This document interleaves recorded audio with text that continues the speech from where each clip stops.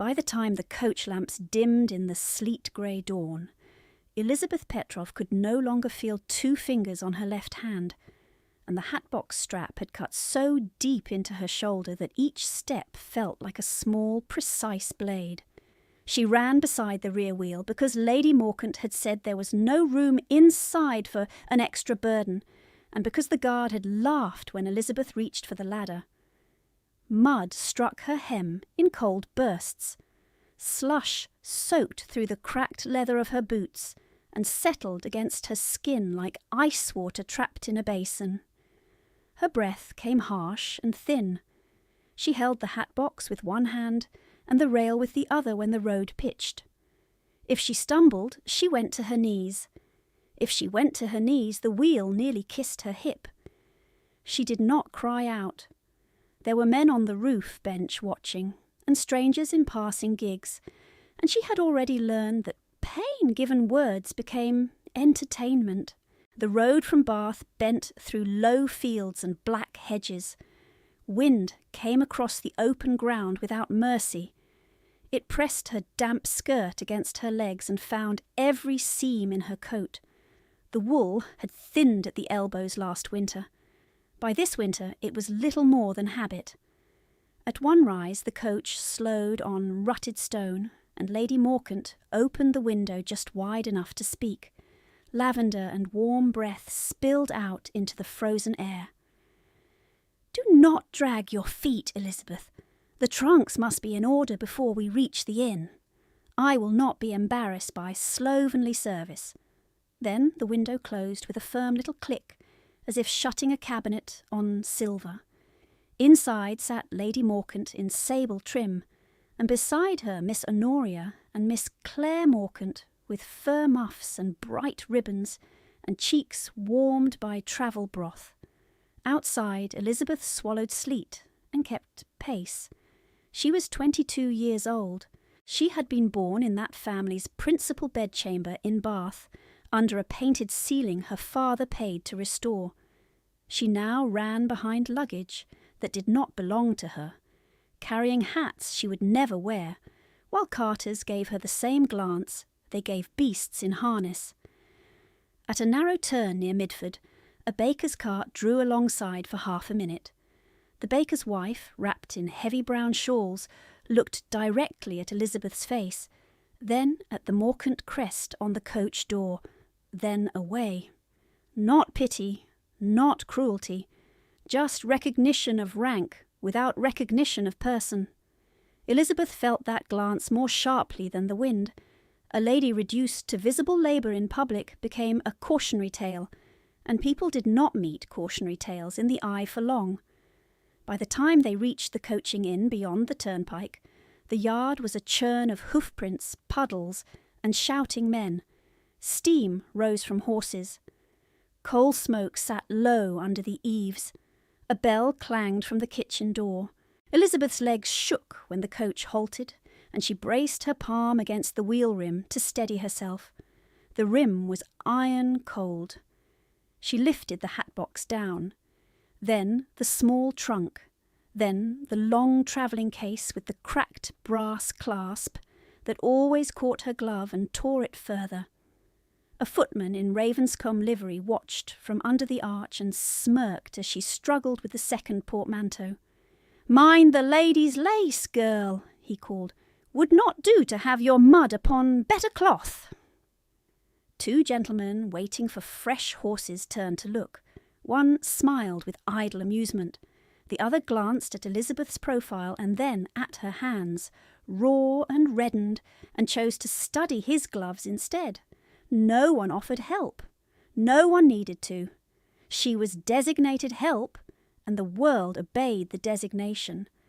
Inside the yard gate, Lady Morcant descended at last. Silk rustled. A pearl pin flashed at her throat.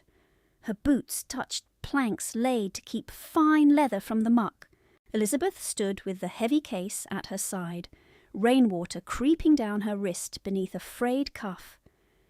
Lady Morcant's eyes moved over her once, fast and hard, the way one inspected damaged furniture.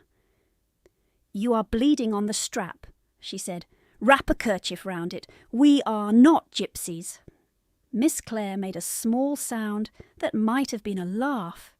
Miss Honoria pulled her mantle close and said, "Mamma, she smells of wet wool," Lady Morcant answered without lowering her voice. "That is what comes of neglecting one's appearance." Elizabeth kept her face still. Beneath the cuff of her right sleeve a bruise darkened from yellow to plum, where Lady Morcant had seized her arm the night before and dragged her down the passage for answering too slowly.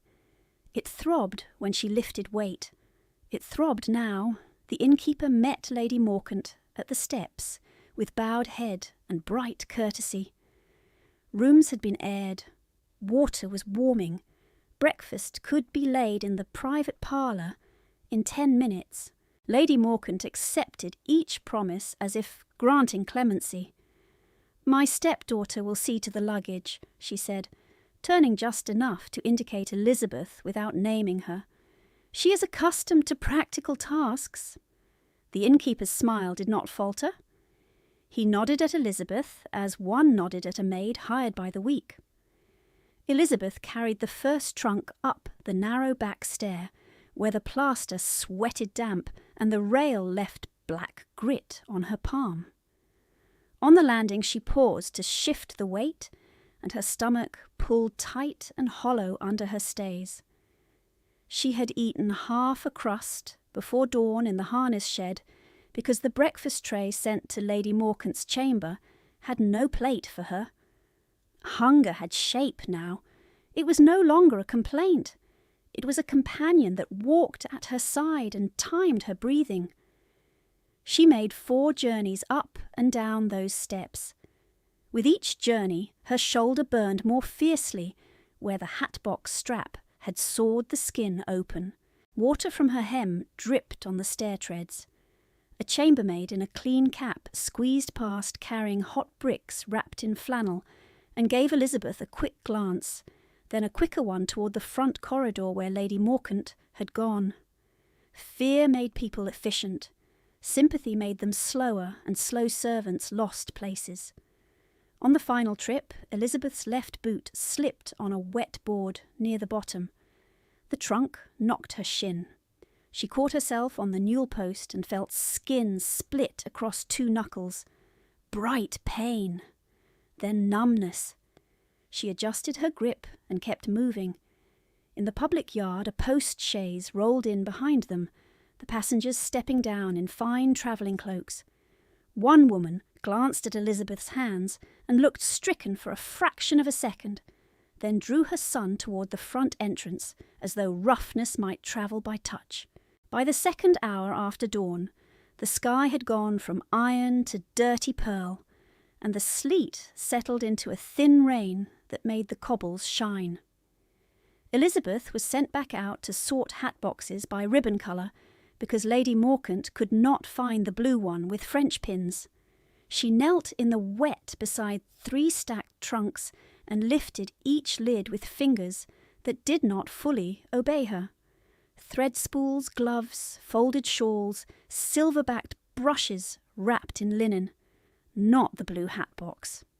She checked again. When she rose, her knees locked for a breath before bending. The coachman from their own household passed by with a pail and said, low enough to be deniable, "Best be quick, Miss Petroff. Her ladyship is in her temper." The use of Miss was the only mercy he could offer in daylight. She inclined her head in thanks and returned to the stack.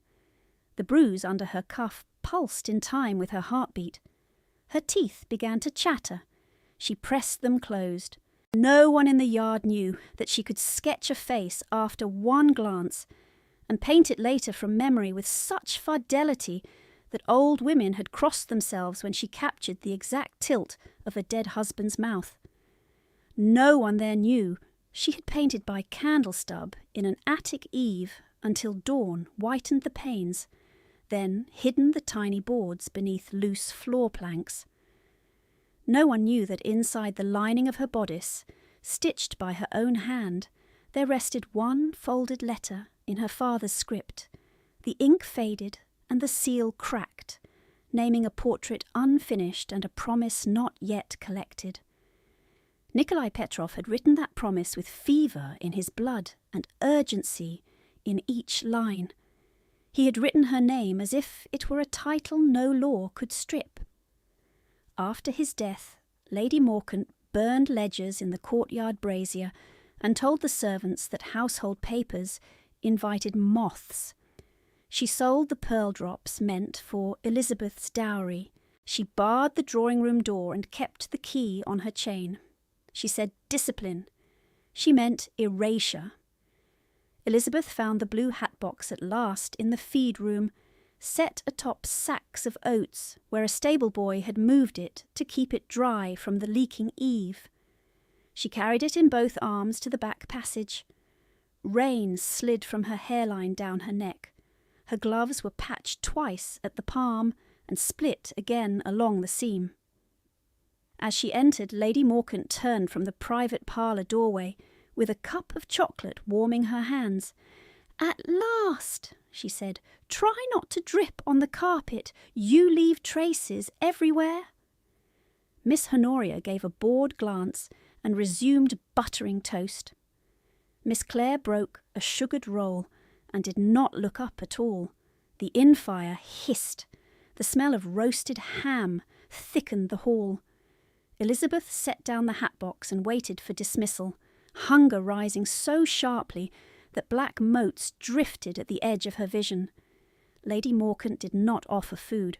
She merely handed Elizabeth a ring of keys and said, "See that my green trunks are brushed, then make yourself useful in the yard until called." Elizabeth curtsied. The motion pulled at her shoulder wound. She straightened, without sound, turned, and went back through the service door into the rain. The yard swallowed her again. Wheels creaked, horses stamped, men shouted for oats, for blankets, for hot water, for speed. She moved among them with brush and rag and bent spine, another figure in wet wool no one would remember by noon. Yet when her hand strayed once, quickly to the hidden seam inside her bodice, she felt the crackle of the folded letter still dry against her skin, and something stubborn and living answered in her chest. That answer did not warm her, but it steadied her hands. She set the ring of keys in the dry fold of her apron, took up the stiff horsehair brush, and bent over the green trunks where they stood under the eaves. Rain tapped on leather. Mud beaded and smeared, then lifted under hard strokes. The brass corners shone in dull flashes when she wiped them with the rag. Her shoulder burned where the strap had opened skin. Her knuckles had begun to swell. She worked anyway because work gave pain a rhythm, and rhythm made it bearable. The yard smelled of wet straw, dung, coal smoke, and hot iron from the smithy lean-to. Men crossed and recrossed in boots that struck sparks from stone. No one looked twice at her now. Degradation lost its novelty quickly. By the third trunk, her fingers had gone from sharp pain to heavy ache, and in that ache she could feel the shape of other winters layered beneath this one, each year ground into the next until she could not separate them cleanly. There had been a time when she arrived at inns as a daughter, not a servant. She remembered her father lifting her from a carriage at 7 years old, wrapping his greatcoat around her because she had fallen asleep against the window glass. Nikolai Petrov smelled of tobacco leaf and bergamot soap. His beard had scratched her temple when he kissed her good morning. He had carried ledgers and law papers the way other men carried canes, as if numbers were not dry marks, but tools that built walls and roofs and futures. The year she turned 12, fever took her mother in 5 days. The year she turned 14, her father married again, urged by men who said a household without a mistress decayed from the linen outward. Lady Morcant arrived in lilac silk with 2 daughters and a smile that never reached her eyes. At first she was only exacting, then exacting hardened into correction, and correction into punishment, and punishment into habit. Elizabeth learned the progression one command at a time. Stand there. Hold this. Do not answer back. You may eat later. Later became never more often than not. When her father was well, Lady Morcant performed kindness before him, like a practised musician. Tea poured at the right angle. Voice softened at the right syllable. When he was away at the counting house or riding out to collect rents, the house changed register. Doors closed harder. Bells rang faster. A broken cup became insolence. A delayed curtsy became disobedience. The servants watched and said little. They had wages to keep and relatives in cottages on Morcant land. Elizabeth did not blame them. Fear had its own hierarchy. By October of her 19th year, Nikolai's cough had deepened into blood on handkerchief linen. He still tried to sit at his desk in the blue drawing-room with a wool blanket over his knees, quills scratching at columns while sweat stood on his brow in winter cold. He told her once, in a voice that seemed to come from farther away than the distance between two chairs, that debt was not always disgrace, that debt could be bridge work if one reached the far bank. He did not reach it. He died before Candlemas, and the day after burial Lady Morcant ordered all his account books carried to the courtyard brazier. The pages blackened and curled. Ink blistered into smoke. Elizabeth stood by the kitchen door with snow wetting her shoes and watched lines of her father's hand lift and vanish in sparks. She did not notice she was crying until a drop struck the trunk latch and cut a clean line through mud. She wiped her face with the back of her wrist at once and finished brushing. When she carried the first clean trunk inside, the private parlour door stood ajar. Firelight spread across carpet. Lady Morcant sat nearest the hearth with her skirts arranged in generous folds, one ringed hand extended toward heat as if comfort were evidence of virtue. Miss Honoria lounged on the sofa in blue merino. Miss Clare had claimed the small escritoire by the window and was sorting ribbon lengths into neat stacks. Those ribbons had once been Elizabeth's, bought by her father from a French merchant in Bristol when she was 16, and still permitted to dress for dinner. The memory arrived with such precision that her throat tightened. The box opened on her bed, tissue paper lifted, colours spilling out like stained glass in sunlight. She had worn the deep green one to a musicale and played Schubert badly, but with feeling, and her father had clapped too loudly and laughed when others stared. Now the same ribbon lay between Clare's fingers, measured for trimming a bonnet Elizabeth was ordered to carry, but never to touch. Lady Morcant glanced up as Elizabeth set down the trunk. "Mind the carpet edge! Your boots are filthy!" Elizabeth stepped back from the weave. Honoria looked her over and clicked her tongue. "She still has my grey shawl." Clare did not raise her head. "It was hers first, Nora." Lady Morcant turned, silk, whispering, "Nothing in this household is hers first. Do not begin that tiresome sentiment again." Elizabeth kept her gaze on the floorboards.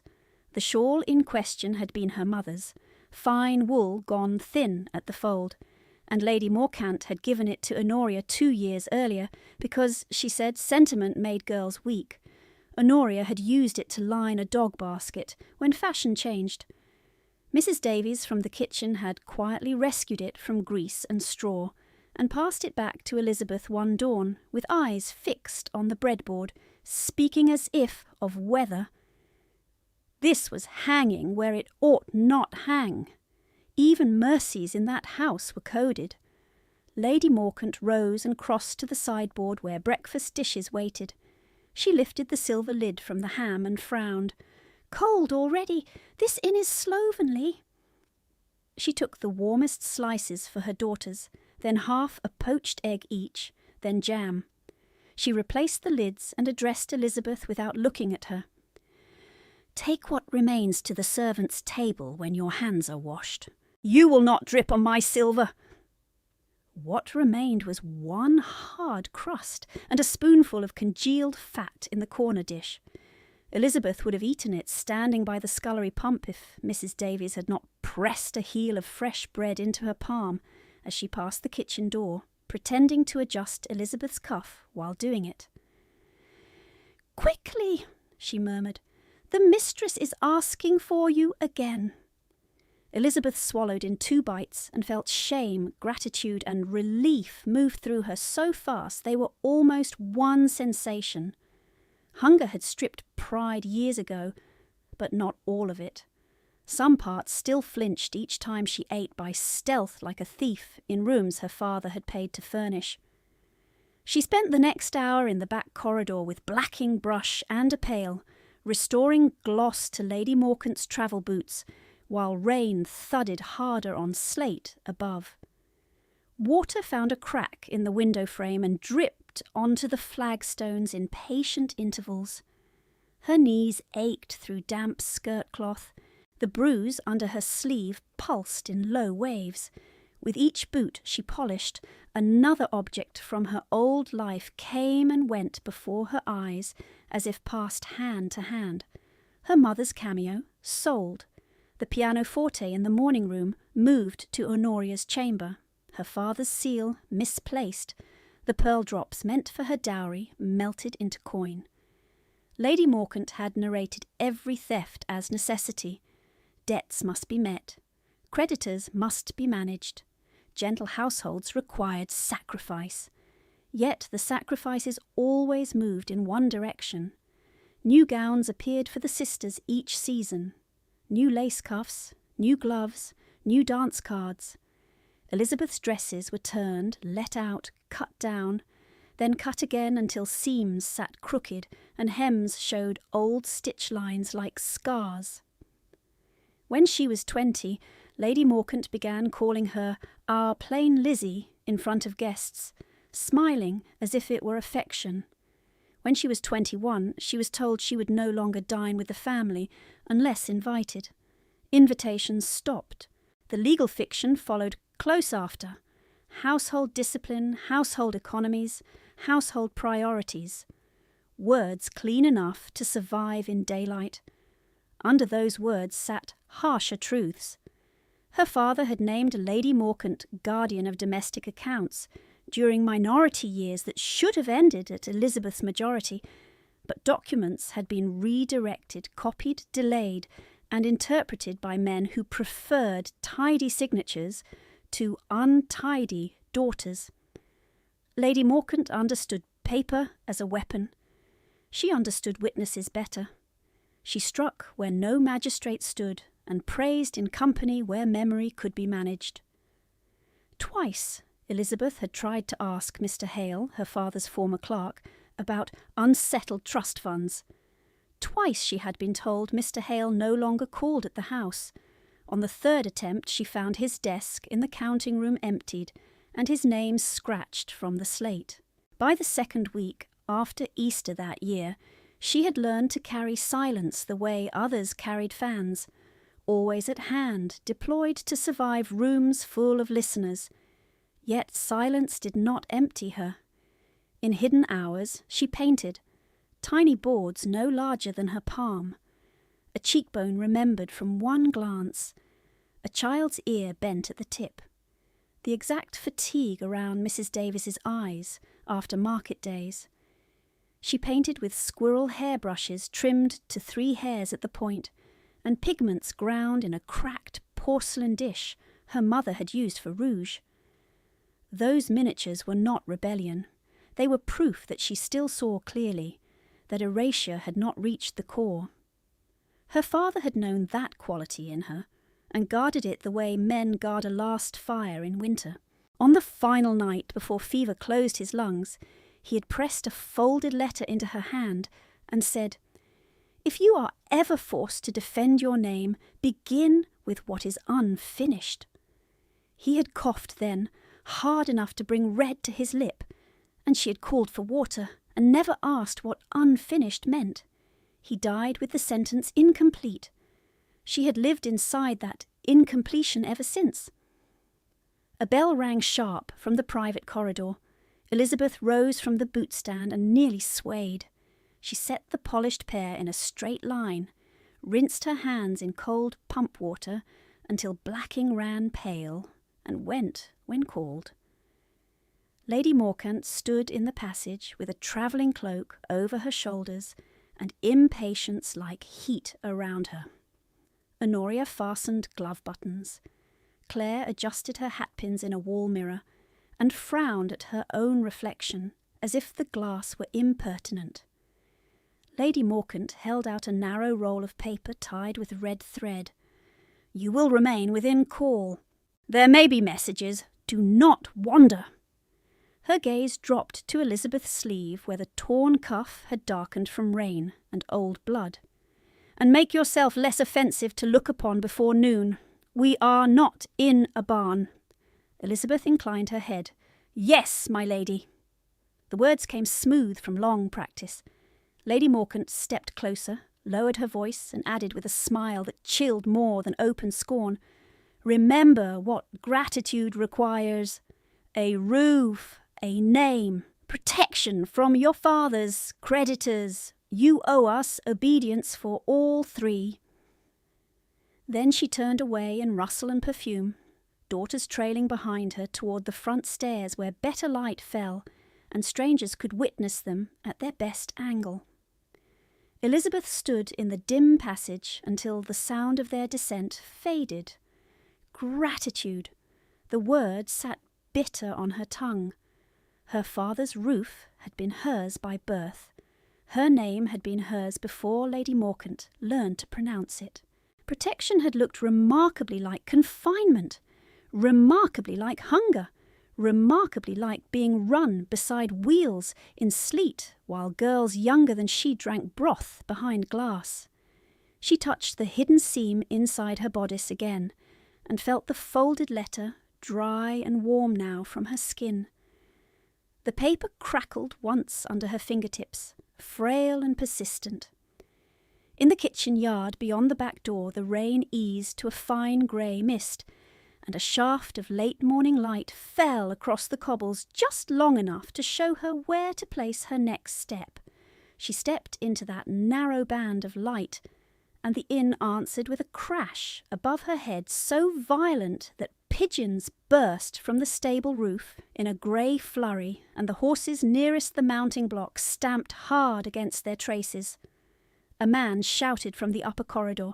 Another voice snapped back, low and urgent, impossible to make out over the sudden clatter of hooves, and the bell in the yard striking once, then again. Elizabeth froze with one hand still at her bodice seam, then moved toward the back stair by instinct, because breakage meant work, and work meant blame if she was not already there. She had reached the first landing when the door at the end of the passage flew open, and a gentleman in plain black livery emerged with a warped mirror frame under one arm, and a wrapped object clutched close to his chest. He was middle-aged, narrow-faced, composed even in haste, but his composure had a crack in it now. His eyes swept the corridor, found her, and held for one sharp beat, as if matching her features to a thought he had not expected to have in daylight. Then Lady Morcant's voice cut through from the stairwell below, bright and edged like polished steel. "Elizabeth! Down! At once!" She turned. Lady Morcant stood 3 steps above the lower hall, gloved hand gripping the rail, silk travelling cloak fastened high at her throat. Honoria and Claire waited behind her in fresh ribbons, both flushed from heat and impatience. Guests were already drifting toward the assembly rooms off the front court, where noon chocolate would be served before the posting coaches changed. The whole inn hummed with rank and appetite. Lady Morcant did not lower her voice for any of them. "You will carry this directly to His Grace of Ravenshade, into his hand. You will speak only when spoken to." She held out a sealed letter, thick paper, red wax, impressed with the Morcant signet. Elizabeth saw at once that it was not correspondence, but command. Lady Morcant had tied no ribbon, offered no phrase of courtesy, only that hard seal and that harder gaze. The gentleman in black livery had paused 2 doors up, mirror still in his grip, wrapped parcel pressed to his side. At the sound of Ravenshade, his head shifted fractionally toward them. His face gave nothing away, yet his shoulders tightened as if bracing against weather. Lady Morcant stepped down 1 stair and placed the letter against Elizabeth's chest until she took it. "You will not open it. You will not delay. If you disgrace me before this county, you will leave my house tonight with nothing but the dress on your back." The threat was unnecessary. The threat was habit, yet spoken there, in the public passage with a maid carrying linens and 2 travelling clerks waiting by the hall stand. It struck with a fresh humiliation that burned hotter than cold ever could. Elizabeth bowed her head, because refusal would be spectacle, and spectacle was Lady Morcant's favoured stage. "Yes, my lady." "Say it correctly." "I shall deliver it directly, my lady." "See that you do." Lady Morcant turned away in a sweep of dark green silk and lavender scent, daughters rustling after her toward the front corridor where music had begun, faint and brittle, from a pianoforte in the assembly room. The gentleman in black remained where he was until they passed from sight.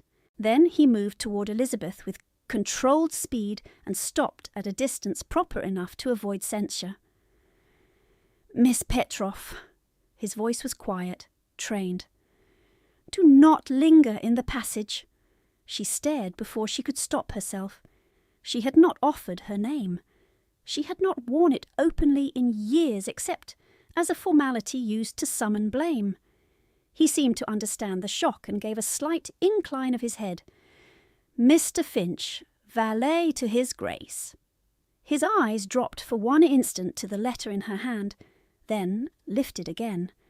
In that instant she saw that the wrapped object he carried was no plate or shaving glass.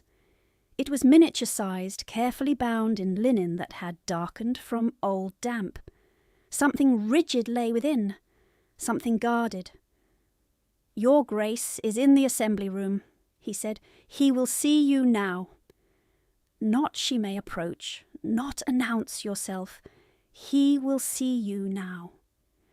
The wording unsettled her more than open dismissal would have done.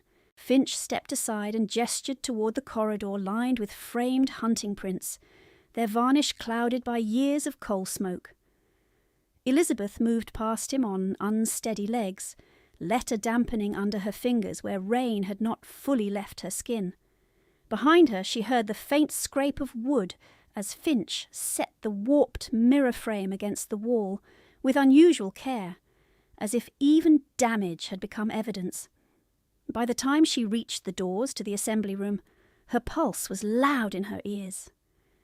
The world narrowed to details: beeswax scent from polished floors, wet wool steaming near the hearth, laughter clipped short when someone noticed her patched gloves and torn cuff.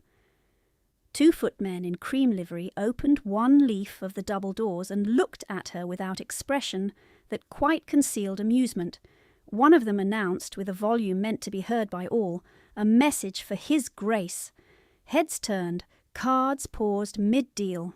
A knot of ladies near the tea-table fell briefly silent, then resumed in lowered voices with the quick appetite of those who scented social blood. Elizabeth stepped onto the parquet floor and felt the room tilt under the force of attention. Crystal drops trembled on the chandeliers overhead. Rain streaked the tall window panes. Beyond the glass, the yard she had scrubbed all morning shone like dark metal. Inside, velvet, kid leather and gold braid gathered in warm circles that did not include her. Then she saw him. He stood near the far hearth with one hand braced on the mantel, tall enough that even at distance he altered the line of the room around him. Broad shoulders in a dark coat, cut close to military precision. Black hair touched with rain at the temples. Jaw set hard enough to show a pale scar drawn from his right temple into the hairline, tightening when he turned. His cravat was plain white, perfectly tied, no jewel, no ornament, authority worn without decoration. Men made space for him without seeming to move. Women watched him while pretending not to. Everyone knew him. She had never met him, yet she knew at once what she was seeing. The Duke of Ravenshade did not need introduction. A boy of perhaps 8 stood at his side, pale and grave in mourning black, one gloved hand clasped around a carved wooden horse, as if it were a talisman. The child's eyes, startlingly grey, slid from Elizabeth's face to her torn sleeve and back again. No one spoke. The Duke crossed the room in 6 measured strides. He did not glance at Lady Morcant first, though she had already risen from a gilt chair with a smile prepared. He looked directly at Elizabeth, and she felt that look like a physical touch, not warm, not kind, but exact. It moved from her wet hem to her split knuckles, to the bruised edge visible where cuff met wrist, then returned to her face, and stayed there. She dropped into a curtsy she could barely control, because her knees were still shaking from cold and hunger. "Your Grace." Her voice came thin. He did not acknowledge the curtsy at once. His eyes remained on her as if confirming a line in a document only he could see. When he spoke, the room seemed to lean closer to hear. "Stay where I can see you." The command landed in the centre of her chest. Not a greeting, not permission to rise, a directive that made no social sense, and yet no one laughed. Lady Morcant's smile faltered by 1 degree. Finch had entered quietly behind Elizabeth, and now took position 2 paces from the Duke, the wrapped object still in his hands. Elizabeth rose from the curtsy because her legs would not hold longer. She held out the sealed letter with both hands to stop their trembling. "My lady sends this for your private consideration, Your Grace." He accepted it without taking his eyes from her. He broke the seal with his thumb. Wax snapped. Paper unfolded. Silence thickened while he read. She could hear, absurdly clear, the small hiss of rain against the long windows and the faint ticking of the bracket clock over the door. Lady Morcant took 1 step forward, laughed light, and practised. "A trivial household matter, Your Grace. My stepdaughter has been troublesome in her gratitude. I thought it proper to arrange a more suitable—" He lifted 1 hand without looking at her. She stopped. The gesture was not dramatic. It was absolute. When he finished reading, he folded the letter once, very neatly, and handed it to Finch. Then he spoke to Elizabeth, not to her stepmother, not to the magistrate's cousin at his elbow, not to any witness whose approval ruled lesser men. "Were you informed of the contents?" "No, Your Grace." "Do you know where Lady Morcant intends to send you?" Her throat tightened. She had learned caution from years of punishment, yet in that moment caution felt like betrayal of herself. "To Mr. Jarvis Kett, sir, in Surrey. By evening coach, if arrangements hold." A murmur travelled the room. Kett was old enough to be her father and known for collecting debts in marriage contracts when coin failed. Lady Morcant's colour rose high at her cheeks. "Elizabeth," she said through her teeth, "you forget yourself." The Duke's gaze did not leave Elizabeth. "Answer me only." "Yes, Your Grace." His scar pulled faintly as his jaw tightened. "Were you consulted in this arrangement?" "No, Your Grace." The boy beside him shifted, clutching the wooden horse harder. Finch looked down at the wrapped miniature in his hands, then up at his master. The Duke held out his palm. Finch placed the parcel there with a care that was almost reverent. The Duke unwrapped linen in 3 efficient motions and revealed a small painted portrait, protected by thin glass. Even from where she stood, Elizabeth saw the dark hair, the pale narrow face, the grave eyes, Her own eyes rendered with a tenderness no one in this room had ever offered her in life. Her breath caught. The floor seemed to drop 1/2 inch. Lady Morcant spoke too quickly. "Some old trifle found in a rented chamber, I am sure. In rubbish. Hardly relevant." "Be silent," the Duke said. He turned the portrait slightly so the light from the window struck the painted crest in the corner. Ravenshade. Beneath it, a line of script in a woman's hand, brown with age. Finch spoke for the first time since entering the room. "Found behind the mirror in his Grace's chamber this morning." Elizabeth could not drag her gaze away. She knew that brushwork, not hers. Finer, older. A hand trained in court miniatures.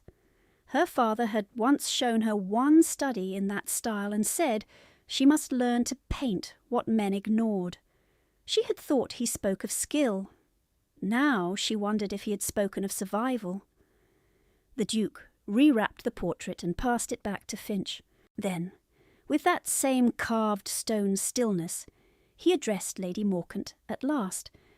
"You ordered her transfer tonight as if she were inventory." Lady Morcant drew herself up, rustling silk and offended rank. "I am her guardian. Her maintenance has cost me dearly. I have every legal right to settle her future in a practical fashion. My duty is to protect my own daughters from contagion of scandal." His expression did not change. "Your duty is not under discussion. Your rights are." The room had gone very quiet. Even the card players at the rear table had set their hands down untouched. Elizabeth could feel eyes on her bruises now, on the seam of her mended glove, on the damp marks where rain had dried in uneven patches along her sleeve. For years those details had signified disgrace. Under his scrutiny they became evidence. He stepped closer by one pace, enough that she could see the faint fatigue under his eyes and the precise control with which he held his body still. "Look at me, Miss Petrov." She lifted her gaze. "I asked if you consented. You did not." "No, Your Grace." "I asked if you were informed. You were not." "No, Your Grace." He gave a single nod as if confirming a formal deposition. Then he spoke in a voice pitched neither loud nor soft, yet it carried to every corner of the room. "You will not be moved tonight." The words struck like a bolt drawn clean through old iron. Lady Morcant made a sharp sound of protest, half outrage, half disbelief. The Duke did not turn to hear it. He kept his attention on Elizabeth, and for one suspended moment she understood the true shape of power. Not noise, not cruelty, not spectacle, but the ability to set a boundary in public and make the world obey. Lady Morcant found her voice first. It came out sharp enough to cut glass. "You exceed yourself, Your Grace. You have heard one frightened girl and a servant with a found trinket. You have not heard the full account." The Duke turned his head by a fraction. "Then give it." She drew herself taller, one hand at her breast, as though wounded by insult. "Miss Petrov has been unstable since my husband's death, ungrateful, secretive. My daughters have shown patience beyond reason. This morning before breakfast my jewel roll was opened. 2 pieces are missing. She was seen near my chamber door with wet gloves and no permission to be there." Elizabeth felt the room draw breath. She kept her hands at her sides, fingers curled against her palms to quiet their shaking. Wet gloves. No permission. Facts arranged until they resembled guilt. "I sent her from Bath under supervision for the safety of my household," Lady Morcant continued. "Mr. Kett agreed to take charge of her where stricter governance may be maintained. If she has now attached herself to your notice with this theatrical object," Finch's expression did not alter, but his jaw tightened. He held the wrapped miniature as if it were a legal instrument, not a keepsake. The Duke's voice remained level. "Who saw her at your chamber door?" Lady Morcant hesitated for one heartbeat too long. "Any of the maids might attest it." "Name one." Households are busy places, Your Grace. We are not in a court. No, he said. We are deciding whether a woman may be transferred like freight by sunset. Honoria rose halfway from her chair and sat again. Claire studied her own gloved hands with strained focus, saying nothing. The boy by the hearth shifted closer to the Duke's coat and stared at Elizabeth's torn cuff with solemn, unblinking attention. Elizabeth could have spoken then. She could have named the missing jewels as paste copies bought in Bristol after Lady Morkant sold the originals. She could have told the room exactly where those originals went, and which jeweller had paid in sovereigns wrapped in newsprint. She held the words behind her teeth, not from fear, from calculation. Truth given in fury often sounded like spite. A gentleman near the card table cleared his throat. Your Grace, if there is accusation of theft, perhaps the matter belongs to the constable. Lady Morkant seized on it at once. Precisely. I have tolerated enough scandal. Search her. The command struck the room with a low, hungry stir. Two ladies pretended to look away and did not. Elizabeth went very still. The old training rose in her spine before thought could catch it. Submit, endure, survive the next 5 minutes. The Duke did not raise his voice. No! Lady Morkant's colour deepened. No! You will not order a search in my presence without sworn witness and named article. You have provided neither. She carries stolen goods in that bodice. I do not doubt it. Elizabeth's hand moved to the hidden seam before she could stop herself. Lady Morkant saw the motion and smiled, thin and triumphant. There, you see. The Duke's gaze followed Elizabeth's hand and returned to her face. Miss Petrov, what is concealed there? Her father's letter seemed to pulse against her skin like a second heartbeat. If she produced it now, in this room, with Lady Morkant watching every breath, the paper might be snatched, mocked, dismissed before proper eyes could read it. She lifted her chin. A private letter from my father, Your Grace. Nothing of Lady Morkant's. Lady Morkant gave a short laugh. How moving! She hoards scraps and calls it inheritance. The Duke held Elizabeth's eyes. Will you submit that letter to lawful review if I request it before a magistrate? Yes, Your Grace. He nodded once, as if another line had settled into place. From the corridor came a burst of hurried steps, then the crash of something heavy striking wood. The assembly room doors swung inward. A stable boy in soaked sleeves stood on the threshold, hat crushed in both hands, chest heaving. Beg pardon, sirs. My ladies! Carriage team in the lower yard has gone wild with the thunder. Trace pin snapped. We need space cleared. As if summoned by his words, a rumble rolled across the roof, slates. Rain thickened against the panes. Several guests rose at once, chairs scraping. The thin membrane of civility ruptured into movement and voices. Take the child upstairs, one woman whispered. Where is Sir Alton's coachman? Mind the windows. The Duke's nephew did not move. His carved horse dropped from his hand and hit the parquet with a dry knock. He had gone white to the lips, his breath shallow and rapid, gaze fixed on nothing. Elizabeth recognised it because she had seen wounded veterans outside the bath. Infirmary breathed that way when cartwheels struck loose stone too hard behind them. The Duke bent, spoke low to the boy, and received no answer. He touched the child's shoulder. The boy flinched as if burned.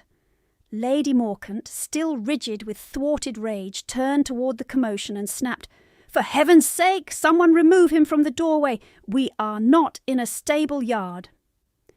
No one moved quickly enough. A footman hesitated between obeying rank and approaching a terrified child of higher rank. Finch stepped forward, then stopped when the boy backed away from every outstretched hand. Elizabeth was already crossing the floor. She did not ask permission. She dropped to one knee a pace away from the boy and set both palms open on the parquet, empty, visible. Her own wounded hand left a faint red mark against polished wood. "Master," she said softly, not touching him, "look at me, if you please." His eyes darted to her face and away. His chest jerked with each breath. Another crack of thunder shook the window glass. He crouched lower, hands over his ears, shoulders rigid. She kept her voice low and even, the cadence she had used on skittish colts in her father's old yard, the one stable lads trusted because it carried no panic in it. "That sound is only sky and wood. You are on solid floor. Count with me. 4 in, 4 out." He did not count. He made a small, strangled sound instead. Guests stared. Someone near the tea table muttered that she should leave him to nurses. She ignored it. She shifted her weight so she sat on the floor in full view of him, skirts pooling on the polished boards, making herself smaller than the fear. "Look at my hand," she said. "See how it rises. See how it falls." For a moment nothing changed. Then his gaze fixed on her palm. One breath came less jagged than the last. Then another. By the time the clock over the door struck the quarter, his breathing had slowed enough for words. "Do not send me outside," he whispered. "I shall not," she said. "You will remain exactly where you choose." His fingers were shaking so hard he kept clutching and unclutching at his sleeve as if he could not feel where to place them. Elizabeth reached for her cuff, tore the already damaged sleeve in one clean strip, and folded it into a narrow band. "May I?" she asked. He nodded without looking up. She looped the cloth around his hand, firm and careful, giving him something steady to hold as Mrs. Davies had taught her years ago with frightened kitchen maids during storm nights. Her own split knuckles, chafed raw from trunks and boot polishing, reopened under the pull, and a warm thread slid down to her wrist, but she did not break pace. The room had gone silent again, though not with curiosity now, the kind of silence that arrived when people witnessed competence where they expected collapse. The Duke stood very still a few feet away. He did not interrupt. He did not issue a command. He watched Elizabeth settle his nephew's shaking hands with the concentration of a man reading terms that might alter an estate. The boy's breath steadied, his shoulders lowered by degrees. Rain hammered the windows, then eased. "You are cold," Elizabeth murmured. "Would you like your horse back?" His eyes searched the floor. Finch had already stooped and retrieved the carved toy. He held it out. The child reached for it with his uninjured hand and clutched it to his chest. A fresh shout rose from the yard, then the metallic clatter of harness falling clear. The immediate crisis outside had passed. Inside, no one seemed to trust speech yet. The boy looked at Elizabeth with wet lashes and the fierce dignity children wore when trying not to cry in front of strangers. "My mother sang when storms came," he said. "I cannot remember all of it." The words struck her below the ribs. She knew whose hand had written the line beneath the miniature, "Protect Elizabeth Petrov if I do not live to claim her." A dead woman's hand. A dead mother's hand. Elizabeth swallowed and answered in the language of her first nursery, the one Lady Morcant called foreign noise. She began softly, almost under her breath, an old Russian lullaby Nikolai had sung when fever took her mother and left the house, echoing. The tune was simple, narrow in range, made for frightened children and long nights. The boy's face changed on the second line. Recognition moved through him like candlelight catching wick. He whispered the last 2 words with her. Across the room, Lady Morcant's expression hardened into something close to alarm. "How convenient," she said. "She performs now, a practised little scene." No one answered her. Even Honoria looked away. Elizabeth finished the lullaby and let the final note rest. The boy leaned just slightly against her shoulder. She held still so he would not startle. She could feel his heart racing through wool and linen, then easing. Only then did the Duke speak. "What song is that?" She looked up at him from the floor. "A cradle song from St. Petersburg, Your Grace. My father taught it to me." His eyes did not leave her face. "My sister sang that to him." There was no accusation in the words, only fact bare as winter branches. Elizabeth felt the room tilt again, though she did not move. So the dead woman of the note had been his sister. Not wife, not distant relation, sister. The line beneath the crest burned in her memory with sudden clarity. Lady Morkant stepped forward, voice bright with forced laughter.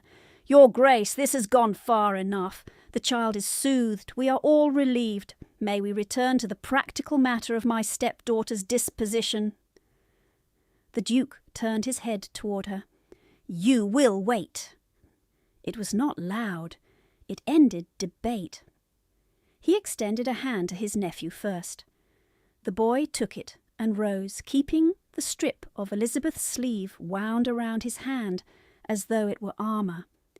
Then the Duke looked at Elizabeth, still seated on the floor in torn wool and rain-stained hem, among satin skirts and polished shoes. "Stand!" She obeyed. Her knees protested. She did not let it show. His gaze dropped to her right hand where blood had run in a narrow line past her cuff. His jaw tightened at the scar. "You are hurt." "It is slight, Your Grace." "Liar." The word came quiet and precise, not cruel, naming. He turned to the nearest footman. "Hot water, clean linen, now!" The footman bolted as if struck. Lady Morkant laughed again too high. "A scratch from her own clumsiness. She is forever dramatising common knocks."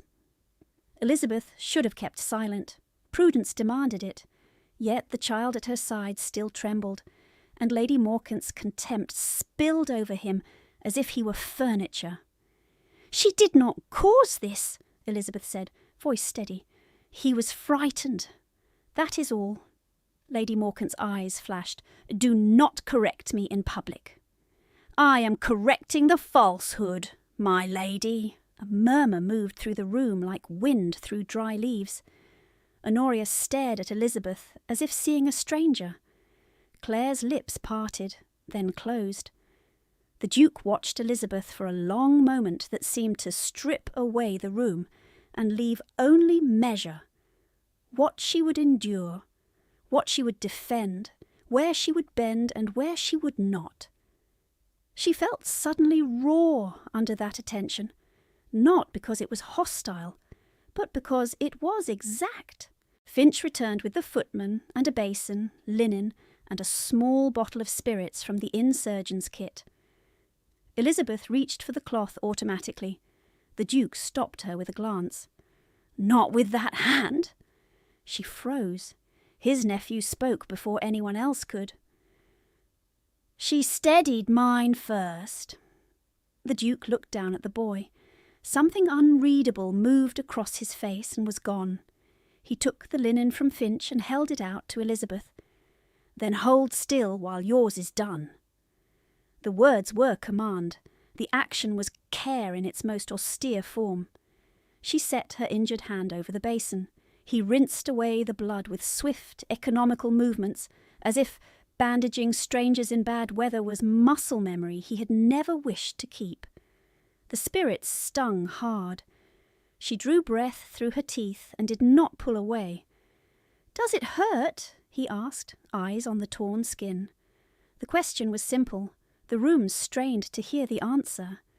"Yes, Your Grace," she said. He bound her palm, knotting linen securely at her wrist. His fingers were steady. Only when he released her hand did she see for one brief instant that his own had tightened enough on the cloth to whiten the knuckles. He stepped back. "Finch!" "My lord." "Send for the magistrate now, not later. I want sworn statements before dusk." Lady Morkant made a sharp movement toward the door. This is outrageous. You cannot detain me on inn gossip and a servant's theatrics. The Duke's gaze cut to her.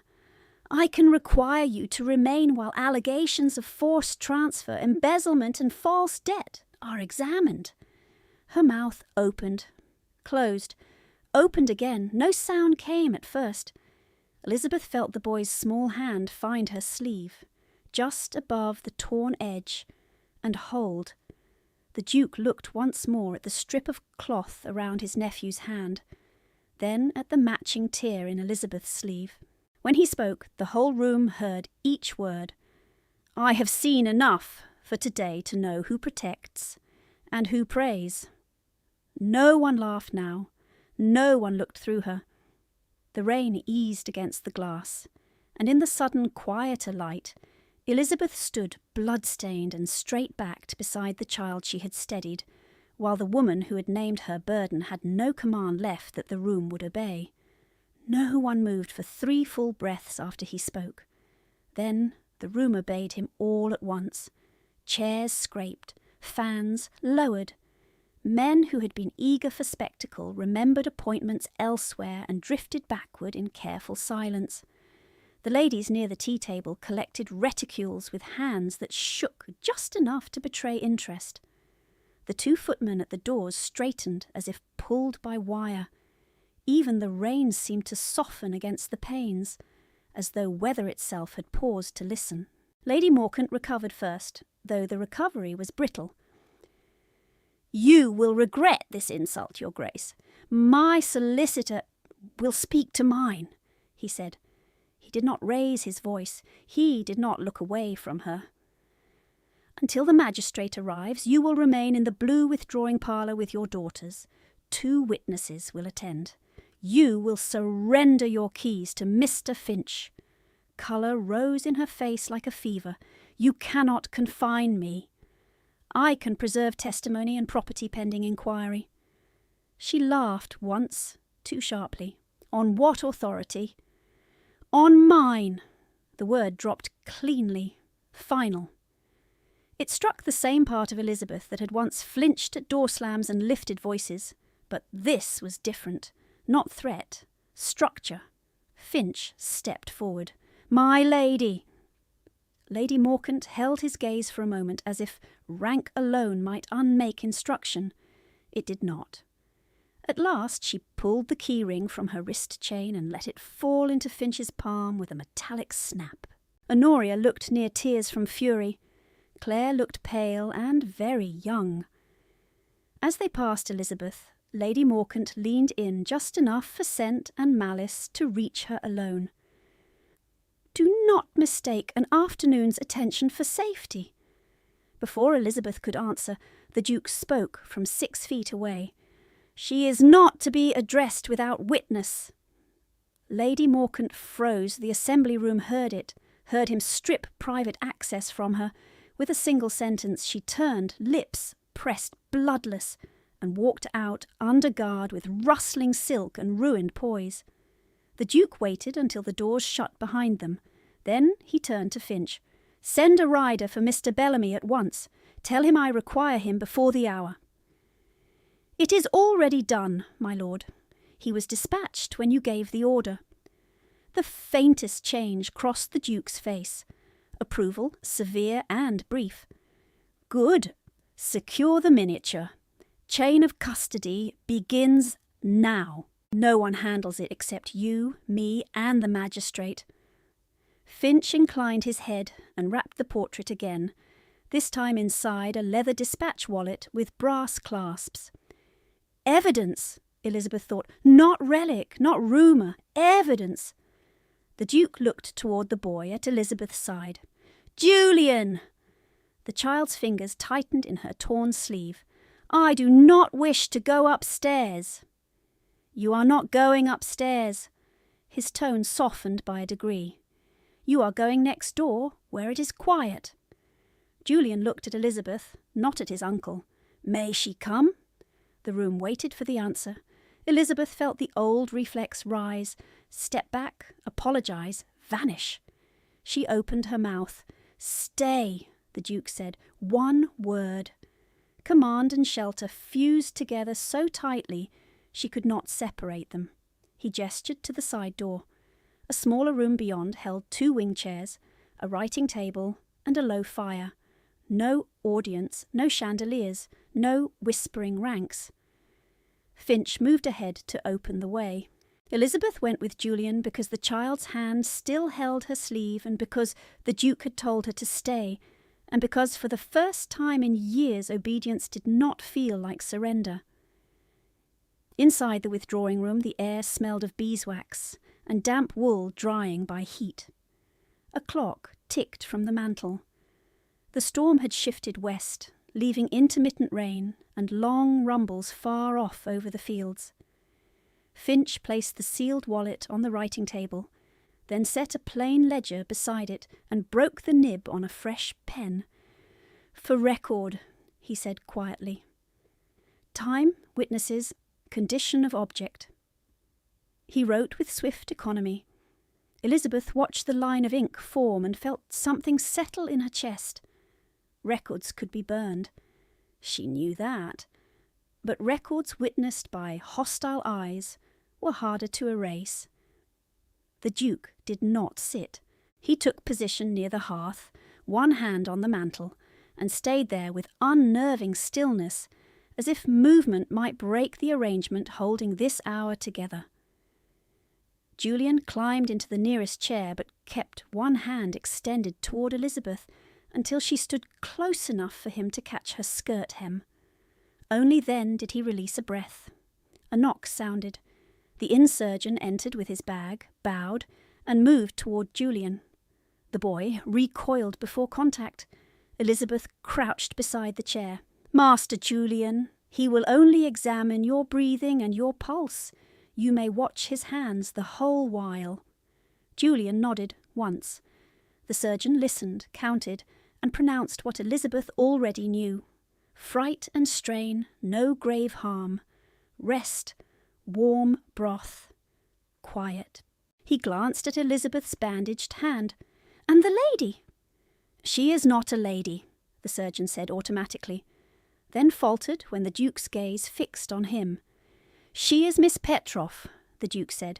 "You will examine her hand?" The surgeon swallowed. "Yes, Your Grace." Elizabeth extended her palm. The linen had already reddened at the edges. The surgeon cleaned and rebound it with cleaner strips, then hesitated. "She should avoid strain for 2 days." "Noted," the Duke said.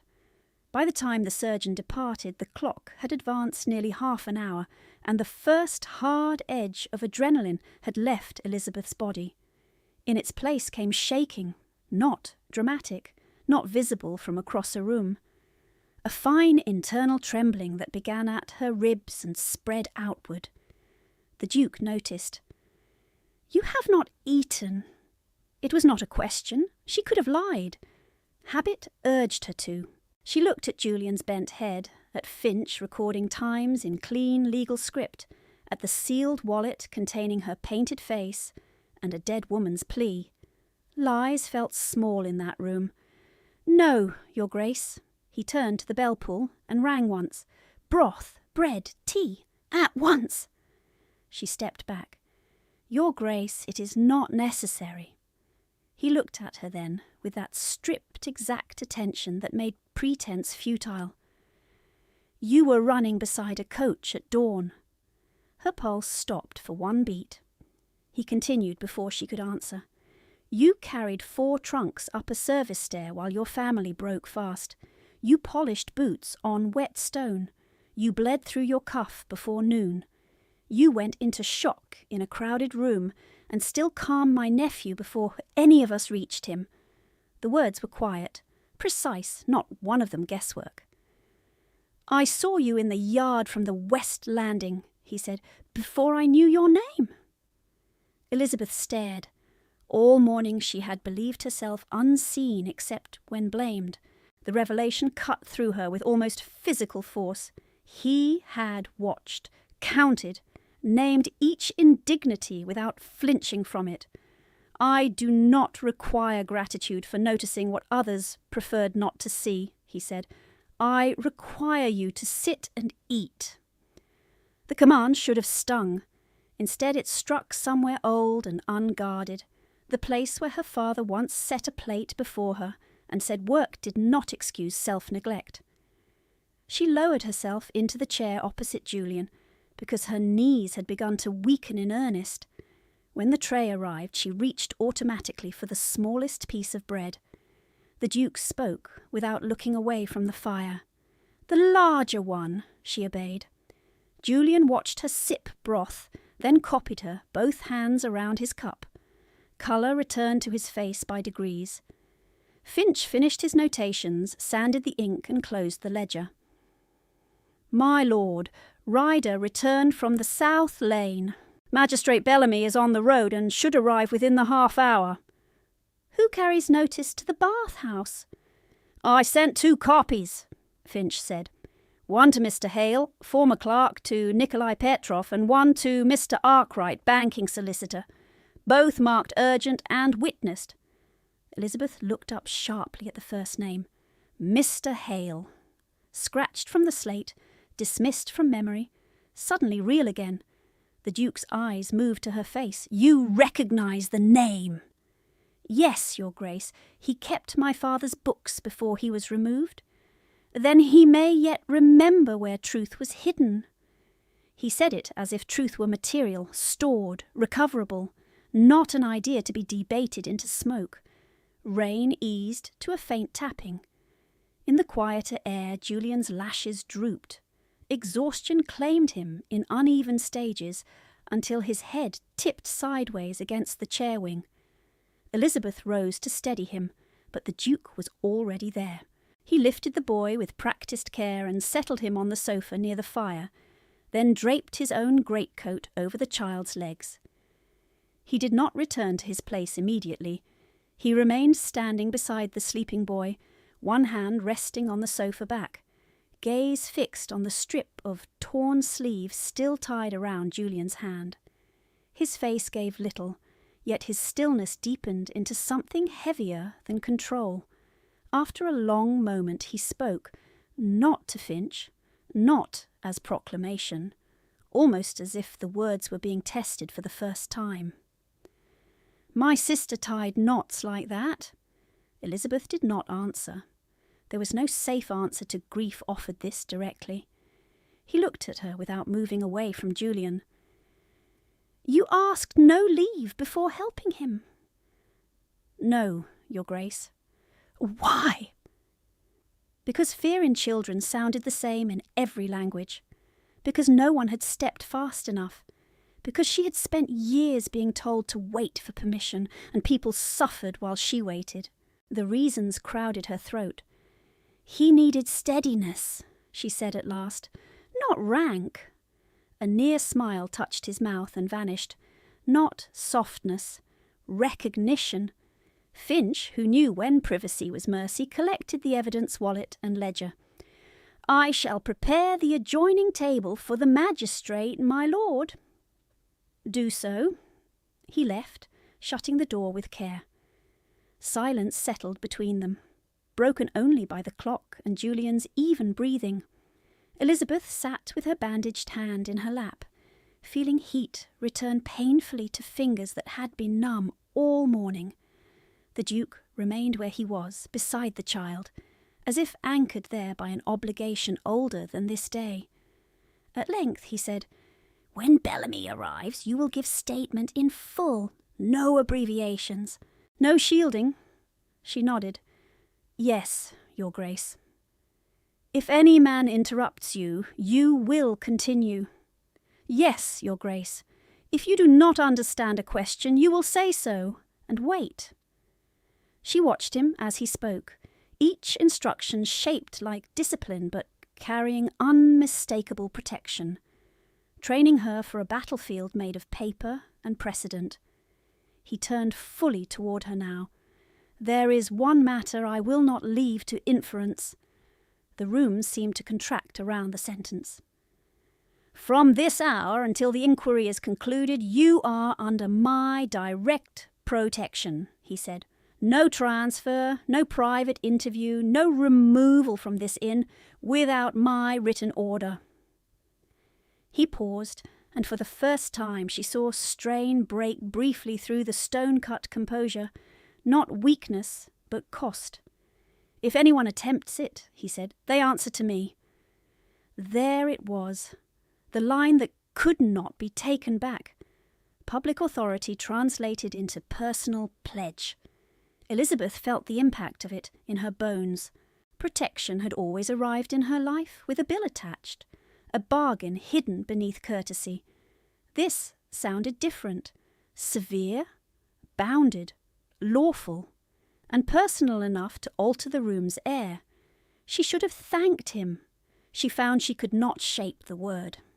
Instead, she asked the only thing that mattered now. "Will the law believe me?" He held her gaze. "The law believes records, witnesses, and consistency. You have all three, if you do not let fear edit you." A carriage rolled into the yard below, wheels grinding wet gravel. Voices rose, a door slammed. Finch's steps sounded brisk in the corridor, followed by another tread, heavier, measured, official. The Duke did not move from Julian's side. "Bellamy is here," he said. "Stay exactly where you are until I call you." It was another command, another shelter. Elizabeth inclined her head, pulse rising again as the handle turned, and the next battle came to the threshold. The door opened on a man in a rain-dark greatcoat with iron-grey whiskers, 2 constables at his back, and Mr. Finch half a pace behind, carrying the leather wallet and record ledger against his chest, as if they were sacrament. "Edwin Bellamy, magistrate for this district," he said, removing wet gloves finger by finger. "Who brings allegation?" "I do," said the Duke, "and she does." His hand indicated Elizabeth without touching her. Bellamy's gaze moved to her bandaged palm, the torn cuff, the bruise at her wrist, then returned to the Duke. "We proceed in order," Bellamy said. "No one speaks over sworn testimony. Constable Reed, take names at the door." Within minutes, the withdrawing room had been remade into a court of necessity. The writing table was cleared. Candles were drawn closer. The constables stood at either side of the door. Lady Morcant entered under escort with Honoria and Claire behind her, all 3 in silk, all 3 pale with fury disguised as composure. Mrs. Davies from the inn kitchen was called in as female witness. The innkeeper stood by the mantel, twisting his cap in both hands. Bellamy sat. "First item." Finch stepped forward, opened the ledger and read in his even, exact voice. "At 11 minutes past noon, in chamber 12, I removed a warped mirror frame for cleaning storm damp. Behind the backing board I discovered 1 miniature portrait wrapped in linen and 1 note affixed under glass, both bearing Ravenshade crest. At 14 minutes past noon, item transferred to His Grace in Assembly Room before named witnesses." He placed the wallet on the table. "Seals intact?" Bellamy examined clasp, linen, glass. He read the note aloud, each word striking the wood between them. "Protect Elizabeth Petroff if I do not live to claim her." Lady Morcant made a brittle sound. "A sentimental fraud. Any hand could imitate a dead woman." The Duke did not look at her. "Read the lower line." Bellamy lifted the glass toward candlelight, countersigned with household cipher used by Lady Ilara Ravenshade prior to marriage. Date, March 1819. Julian's mother, Elizabeth, felt the room narrow and sharpen. Her father had died months after that date. "Second item," Bellamy said. The Duke handed over the letter with Morcant's seal, the one Elizabeth had delivered in the assembly room. Bellamy broke residual wax and read in silence, then again aloud for record. "Transfer of Miss Elizabeth Petroff to Mr. Jarvis Kett by evening coach. Consideration against outstanding debt. No mention of consent. No mention of independent counsel. Bellamy set it down. Lady Morcant, do you dispute authorship? I do not dispute management rights over my stepdaughter's future. Do you dispute this signature? She pressed her lips thin. No. Noted. He turned to Elizabeth. Miss Petrov, you stated a private letter and additional papers are concealed on your person. Can you produce them with propriety preserved? Her pulse jumped. She looked once at Mrs. Davies, who stepped forward at once. I shall attend her, sir. Bellamy nodded toward the inner screen by the hearth. Elizabeth went behind it with Mrs. Davies's steady hands at her stays. From the stitched seam inside her bodice lining, she drew first her father's faded letter, then the thin folded packet she had kept, deeper still. Duplicate ledger leaves Nikolai Petrov had copied before fever took him. The paper was warm from her skin. Her hands shook as she passed both to Mrs. Davies, who carried them out to Bellamy like a priestess bearing relics. Bellamy read for a long time. Rain ticked lightly at the window. No one dared fill the silence. At last, he looked up. This is not household sentiment. This is trust instruction. He tapped the duplicate leaves. And these are account entries cross-referenced to Ravenshade trusteeship. Lady Morcant leaned forward, voice bright with contempt.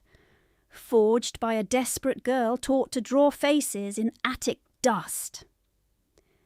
Before Elizabeth could answer, another knock struck the door.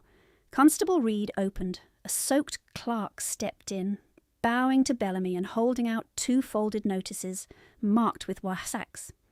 Dispatches returned, sir. One from Mr. Arkwright, banking solicitor, one from Mr. Hale, former Petrov clerk, both in response to ducal summons. Bellamy read Arkwright first, then passed it to the Duke, then read Hale's aloud. I, Thomas Hale, attest that Nikolai Petrov executed duplicate ledgers upon discovering irregular withdrawals directed through Lady Morcant's domestic authority. Original books removed from counting room under Lady Morcant's written order 3 days before his death. I was dismissed when I objected. Honoria gasped softly. Claire closed her eyes. Bellamy folded the statement and looked at Claire. Miss Morcant, you will answer one question. Did you ever see your mother in possession of the Petrov account books after Mr. Petrov's death? Claire stared at the candle flame until wax bent. When she spoke, her voice was barely above breath. Yes, Lady Morcant snapped toward her. Claire. Bellamy lifted a hand. Continue. Claire did not look at her mother. She burned bundles in the courtyard brazier. She said moths would eat the bindings. There were seals still on some of them. Her throat worked. And the jewels she reported stolen today were paste copies. The originals were sold in Bath last winter. Honoria whispered, horrified, Claire, stop! Claire turned then, eyes wet and hard at once. You know it is true, Nora. The room held the confession without movement. Bellamy made 3 crisp notes in the margin. Lady Morcant, he said, do you wish to amend your statement regarding theft accusation against Miss Petrov? No. The single syllable came like spit. Bellamy rose, then here determination. Probable cause established for fraud, embezzlement, false debt claims, and unlawful transfer of guardianship rights for consideration. Constables, Lady Morcant is remanded pending formal hearing at Bath. Daughters are not charged at this hour. The constables stepped forward. Silk hissed as Lady Morcant stood so fast her chair tipped. She looked at Elizabeth with naked hatred and no audience left to perform for. This is not finished. The Duke answered before Elizabeth could breathe. It is finished enough for irons. No irons were needed. She walked between the constables, rigid as carved wood, head high, perfume trailing like a last argument. At the threshold she turned once, perhaps expecting Honoria and Claire to follow. Honoria wept into her glove. Claire did not move. The door closed behind them with a flat, ordinary sound that ended years. An hour after Bellamy crossed the threshold, the room smelled of sealing wax, wet wool, and exhausted relief. Statements were signed in turn. Finch, innkeeper, surgeon, stable boy, Mrs. Davies, Elizabeth. Bellamy marked each item's disposition aloud for record. The miniature and note were transferred to court custody under ducal surety. Lady Morcant's keyring was logged and handed to Constable Reed for inventory search. The coercive transfer letter was retained as exhibit. Elizabeth's father's original letter and duplicate ledger leaves were copied at once. Originals returned to Elizabeth by court order and witnessed by 3 signatures. When Bellamy finished, he removed his spectacles and rubbed the bridge of his nose. "Miss Petroff, your legal majority was obstructed through false debt instruments. Interim control of your trust reverts immediately, pending Chancery confirmation. You are free of Lady Morcant's guardianship as of this signing. Free!" The word entered her slowly, like heat returning to frozen hands. Bellamy gathered papers. "One further note. Mr. Kett's claim is null. He will be advised by morning rider." "Thank you, sir," Elizabeth said, voice unsteady despite herself. He gave her a brief, grave nod. "Thank your father for keeping duplicates." By the time Bellamy departed, daylight had thinned toward evening. Honoria had been taken upstairs under Mrs. Davies's eye, still crying. Claire lingered by the empty grate, face colourless. She looked at Elizabeth once, not pleading, not proud. "I watched and said nothing for too long," she said. "That is all I knew how to do." Elizabeth held her gaze. "You spoke today."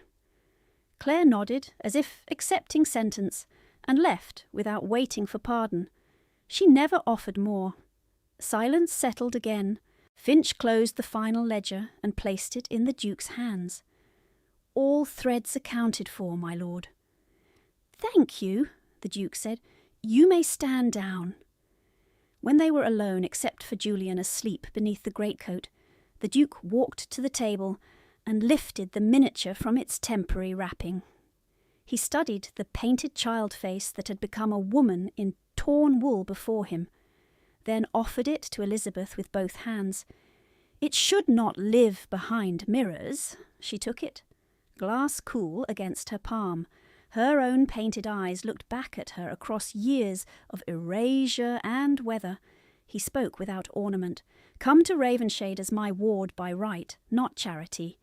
Your rooms will be your own. Your accounts will be your own. When you are entirely free to refuse me, I will ask again in plain words whether you would consider being my wife." The fire snapped softly. Julian slept. Rain had stopped. Elizabeth looked at the man who had issued commands like drawn lines and kept each one. "I will come to Ravenshade as your ward," she said. And then, because this answer had to be hers and complete, "And when you ask again in plain words, my answer will be yes." His mouth shifted. Not quite a smile. "Then yes is sufficient for tonight."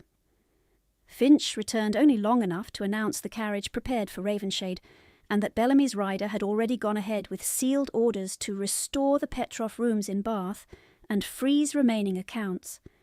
Every report had an outcome now. Every paper had a place. The last scene came quietly, without witnesses. Near midnight, after Julian had been carried to bed and the inn corridors emptied, the Duke brought Elizabeth to a small, private sitting room at Ravenshade Lodge, the nearest house on his estate. A nail had already been set above the mantel. No ceremony, no speech. He held the candle while she hung the miniature where firelight could find it. Her portrait, taken from behind a warped mirror, no longer hidden. When she stepped back, he said only, "Home, Miss Petroff." Elizabeth touched the returned letter at her bodice. then the bandage at her hand, then the frame on the wall. "Home," she answered,